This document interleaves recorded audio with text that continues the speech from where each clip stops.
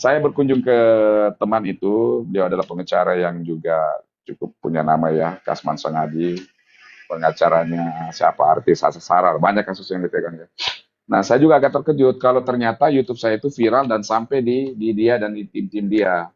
Dan bahkan ya kembali lagi mengingatkan memori tentang kasus Vina ini yang 2024 lalu sempat ramai dan orang pun jadi kemudian kembali membahas dan itu kan memicu ulang ingatan kemudian kembali mau memberikan pendapat. Nah, seperti itulah kalau nonton di YouTube saya itu sangat bagus pendapat-pendapatnya itu sangat sangat runut, sangat tertata, penjelasannya bagaimana kronologisnya sama seperti Bang Tony RM ya. Nah, ini semuanya impact temannya. Itu berawal daripada saya sering posting di YouTube, saya sering posting di TikTok, terus kemudian viral, terus kemudian sampai ke beberapa orang dan ya besok-besok dia berbicara ke A, ke B, ke C, timnya mungkin mulai lagi juga like, mulai juga mungkin share, bikin VT, bikin komen, ya jadi viral gitu, jadi jejaring gitu. Dan ini yang kita harapkan sebenarnya ya. Jadi aksi damai kita atau gaskan ini tidak hanya ketika tok selesai aksi damai selesai, tetapi impact-nya yang kita mau, impact-nya yang kita bawa. Karena teman-teman yakinkan bahwa ini aksi damai itu hanya di ujung, tapi di belakangnya inilah semuanya impact-impactnya seperti apa, seperti upaya teman kembali mulai memanas, mulai menyiarkan, mulai fokus lagi kepada persoalan ini, mulai lagi memberitakan dan lain sebagainya gitu ya.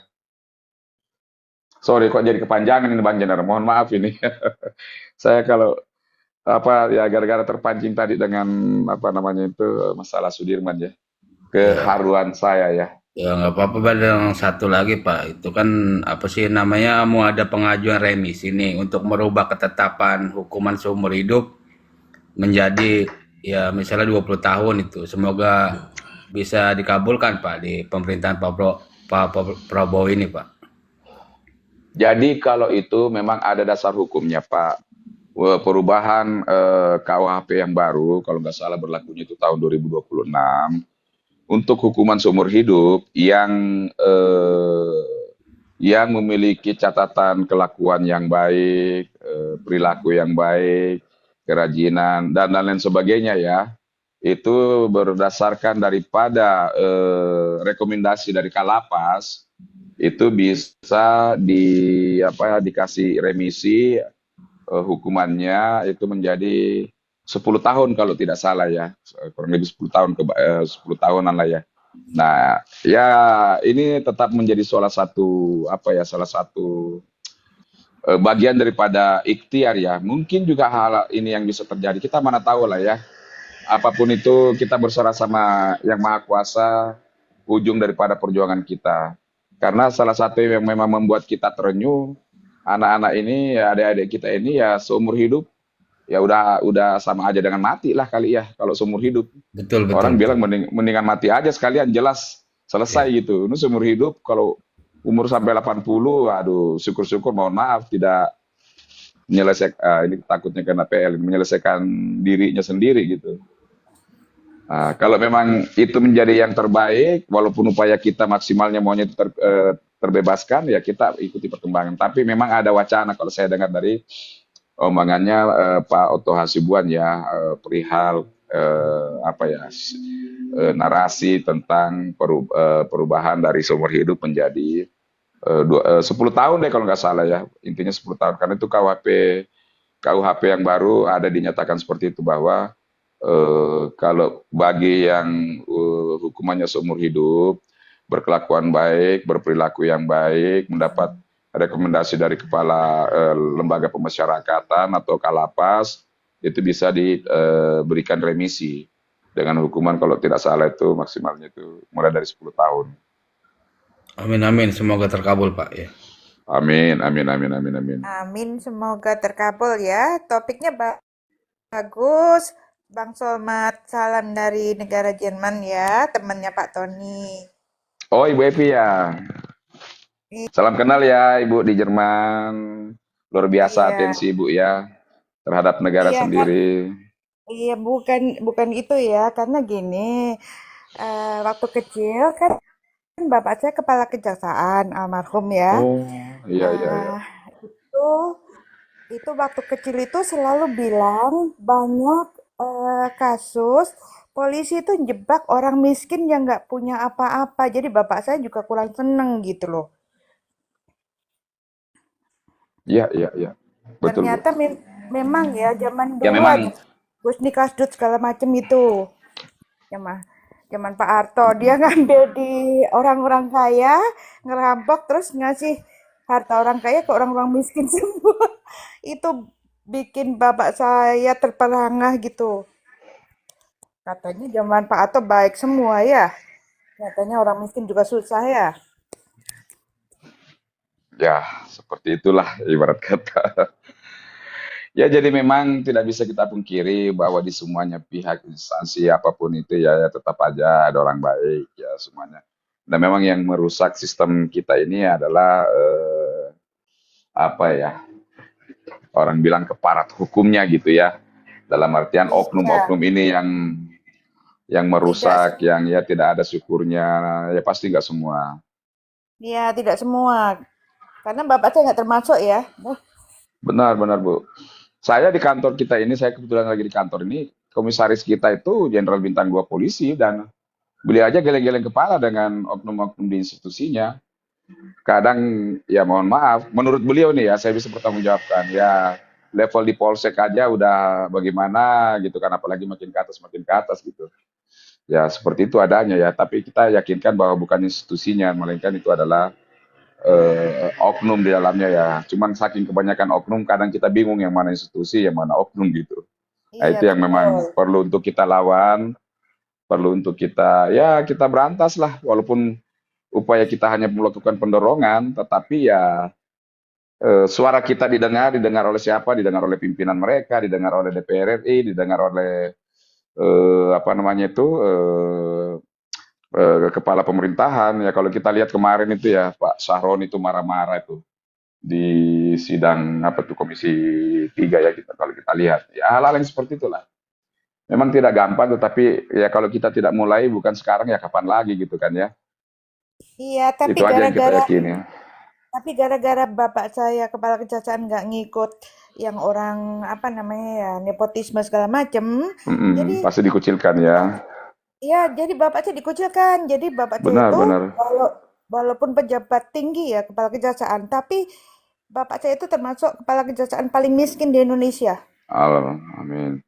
Punya Tapi integritas ya Bu ya. harta nggak dibawa mati, biar aja. Betul sekali Bu, betul betul. Untuk apa kita punya harta yang banyak kalau ya tidak bisa menjadi berkah ya buat keluarga, buat istri, buat anak. Iya betul bapak. Lagian kalau apa kemarin pas kasus apa itu Vina ya, itu juga apa keluarga besar saya, kakak saya yang dokter kolonial pun Assalamualaikum, selamat malam. eh, Oh, kakak saya juga mat, eh, Waalaikumsalam. lebih lebih apa ya, mat, lebih condong apa membela yang tumbangnya Rudiana gitu loh yang di penjara karena nggak salah gitu loh. siap siap Bu. Kita sambut dulu kawan kita nih. Assalamualaikum, selamat malam Bang RZ. Waalaikumsalam, malam Siapa itu juga. namanya? Salam kenal Bang. Ya, Bang Hos? Bang Hos itu siapa namanya yang RZ? RZ? Nggak kelihatan di sini. Bang RZ. Bang Loy, Bang RZ lah ya. Bang Oh, RZ, silakan Bang. Mungkin ada sepatah dua patah kata pembukaan Bang.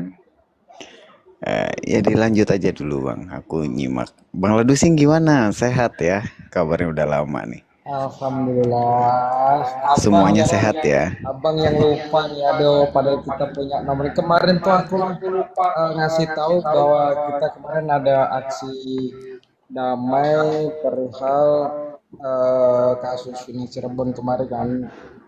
Kebetulan aku Hmm, lupa ngasih tahu kalau abang juga Bogor Korwilnya kan kemarin kebetulan aku kan lupa ngabarin abang aku, sorry.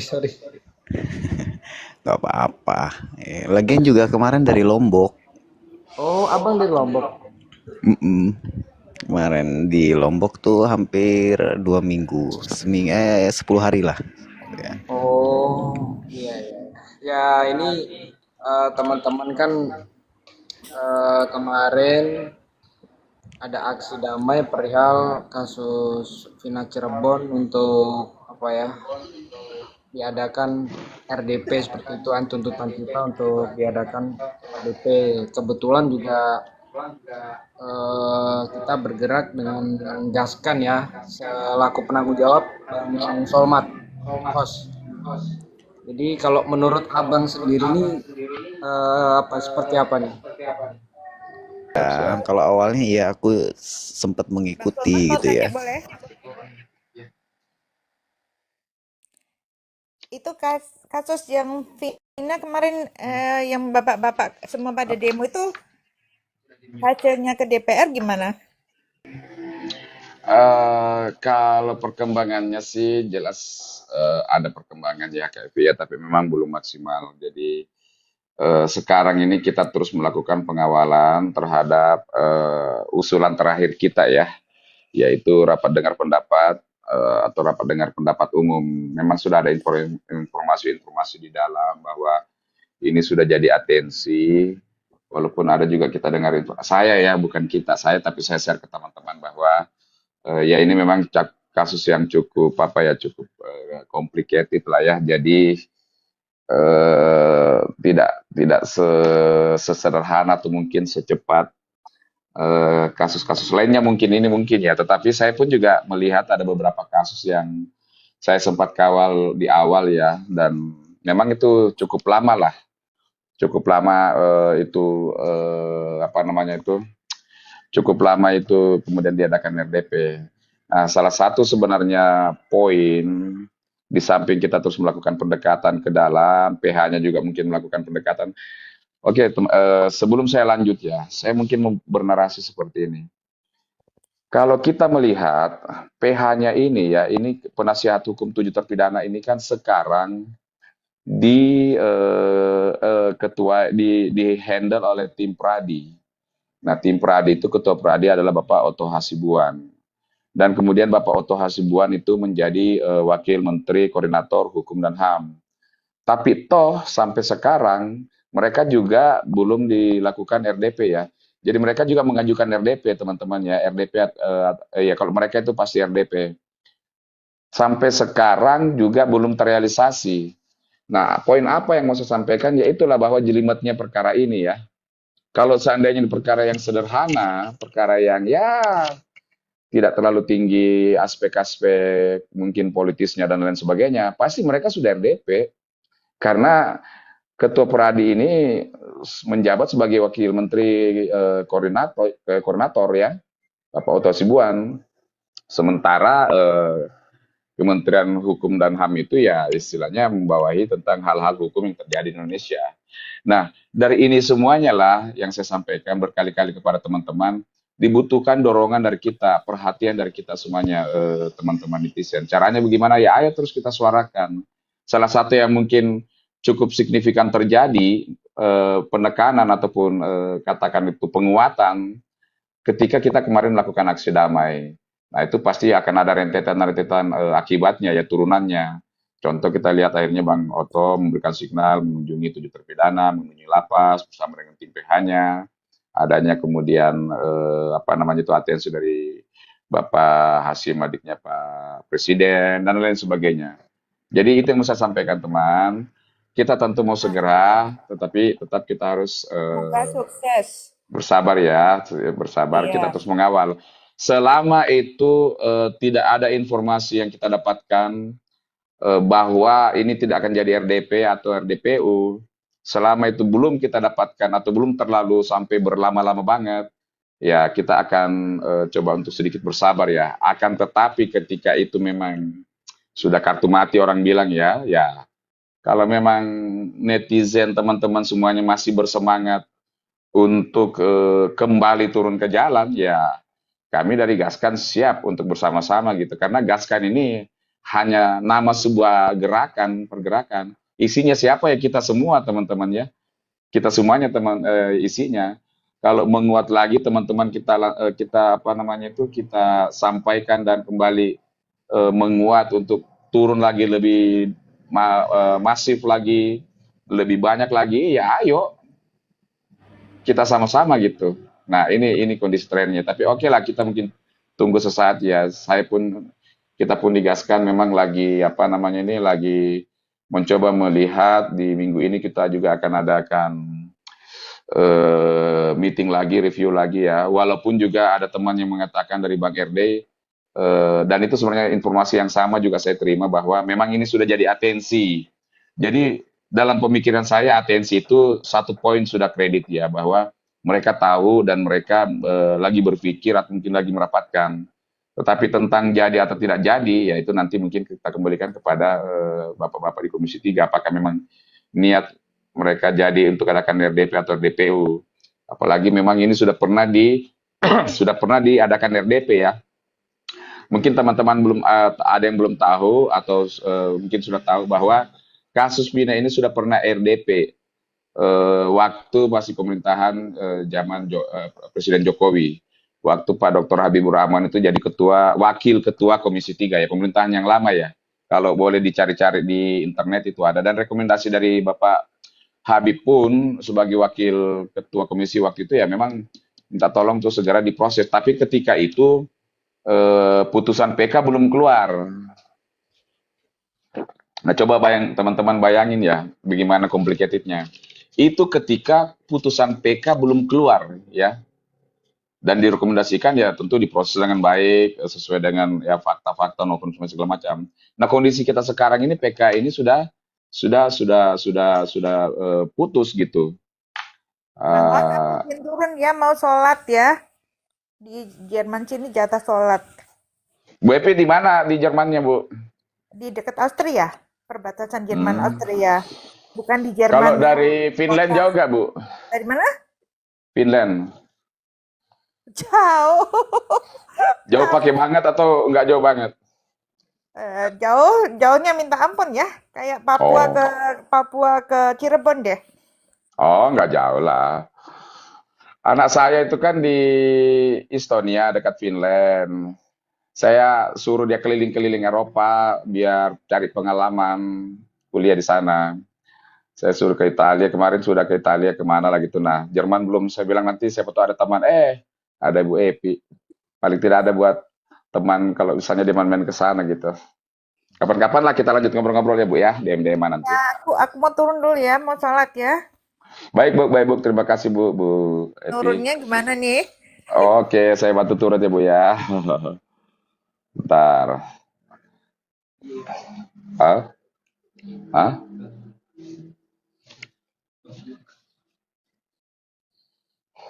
Komen.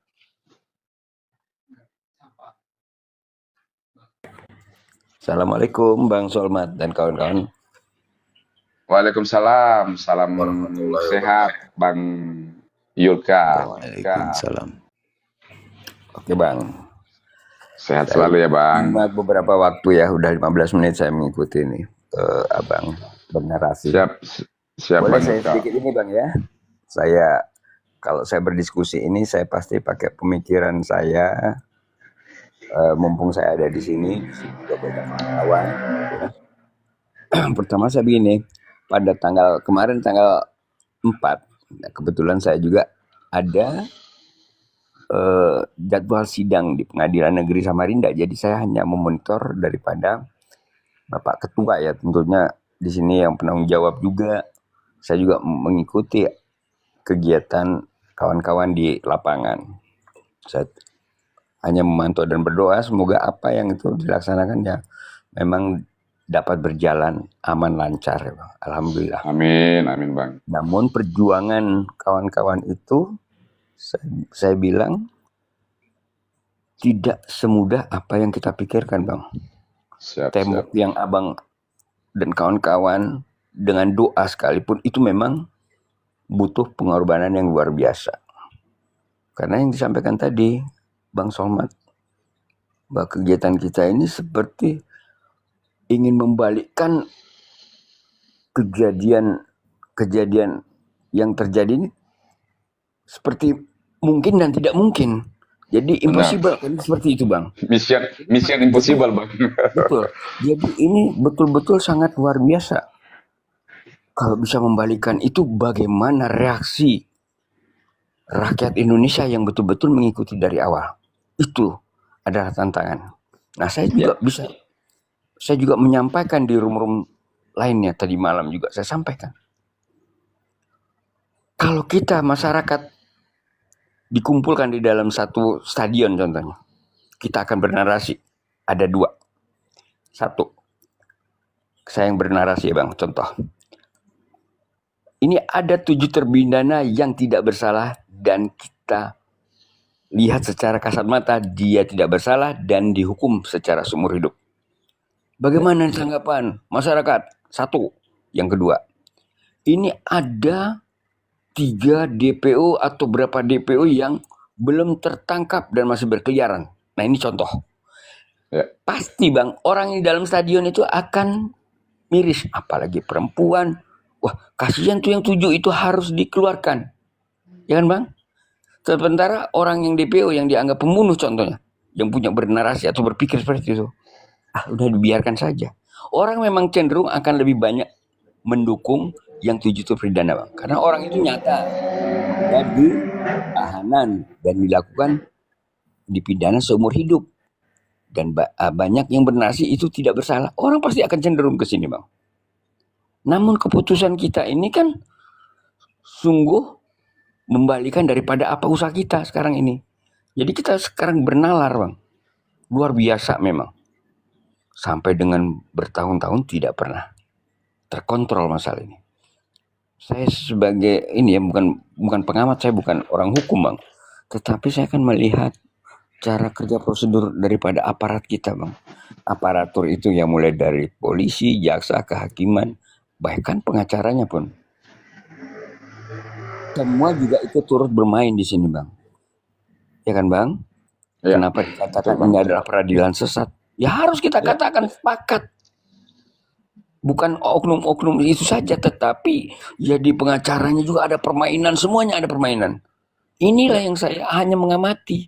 Saya tidak bisa membedah apakah ini kemarin jatuh kecelakaan, apakah itu dibunuh. Enggak, saya nggak mikir begitu. Tetapi saya melihat ini keputusan-keputusan atau mulai dari prosedural daripada BAP sampai dengan selesai itu memang membuat kasus ini menjadi semakin tertutup. Dan yang abang lawan ini adalah Tirani. negak Bang. Sungguh luar biasa abang mau menghancurkan tembok yang tinggi. Tetapi kalau memang Allah sudah menunjukkan jalan yang benar, nah itulah yang memang akhirnya di Indonesia aja kualitas kita memang hanya seperti itu. Ya kan Bang? Ya. Sangat luar biasa nih perjuangan abang ini. Seperti saya sangat tidak mungkin orang melihat itu. Keputusan sudah final. Sudah pernah kita lakukan gerasi presiden. Juga belum mempan. Seperti segala macam sudah dilakukan. Abang dengan kekuatan yang saya lihat kecil. Tapi ya memang namanya perjuangan apapun harus dilakukan. Sesuai dengan hati nurani kita ya Bang. Ya. Saya juga tidak bisa melemahkan, tidak bisa apa. Karena memang ini kan semua gerakan dari masing-masing orang. Tetapi abang ingat, Bang, saya mohon maaf, tembok ini terlalu tinggi. Tembok ini terlalu kuat. Institusi yang abang akan bongkar, itu sungguh luar biasa. Kejam kata saya Bang. Saya juga mantan aparat. Saya mengerti. Bahkan yang disampaikan abang tadi ada juga orang bintang 2 di tempat abang. Yang bisa juga melongo istilahnya ya, melihat kekuatan. Ya, betul Bang. Nah itu sekarang Bang, kalaupun abang berhasil, itu akan menghancurkan institusi ini Bang. Sangat. Atau juga DPO ini tidak ditangkap, hancur juga Bang. Dan kata saya, inilah jawaban yang paling aman buat negara dan institusi ini. Kenapa saya katakan itu Bang? Ya buktinya hanya gini-gini aja, udah. Dan ini memang setelan pabrik mereka. Sudah, ini paling aman. Wah, paling hanya gerasa gerusuk. Kita berharap RDP, RDPU. Jangan sampai itu jadi janji manis, Bang. Tapi saya tidak melemahkan. Tetapi kasus ini, saya bilang, ini sungguh luar biasa, Bang. Tapi buat saya, yang menjadi titik tonggaknya adalah, Bang, kepolisian. Kepolisian ini kalau misalnya dari sisi mana saja kita bisa menyerang celahnya, Bang. Ya.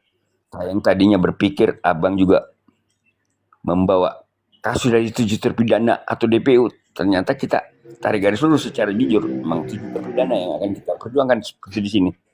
Oke, dari manapun bisa kita lihat, mau kita bersatu atau tidak, mereka akan lebih baik. Tutup telinga loh, Bang. Tutup telinga ini. Harusnya merespon. Saya kalau seperti kayak begini, Bang, mohon maaf kalau misalnya saya, Bang, saya yang akan saya kejar itu pertama itu adalah Kapolri dulu, Bang. Karena kalau seperti ini, institusi ini kita kejar, otomatis, Bang, baik presiden pasti tahu. Loh, Kapolri pembantu kok. Kenapa nggak bisa kita koreksi? Kenapa kita hanya mengoreksi menteri-menteri BUMN, menteri ekonomi, menteri pertanian? Sama aja dia pembantu. Lah apa bedanya? Justru kalau kita bukan menyerang ya, justru kita kalau mengoreksi dengan secara keras institusi ini, semua borok-borok kejahatan yang mereka lindungi di sini itu pasti akan terbongkar, Bang. Mohon maaf ya. Kalau katakan oknum, iya oknum. Tapi mereka betul-betul ya. Mereka ini betul-betul pelindung kejahatan di negara ini.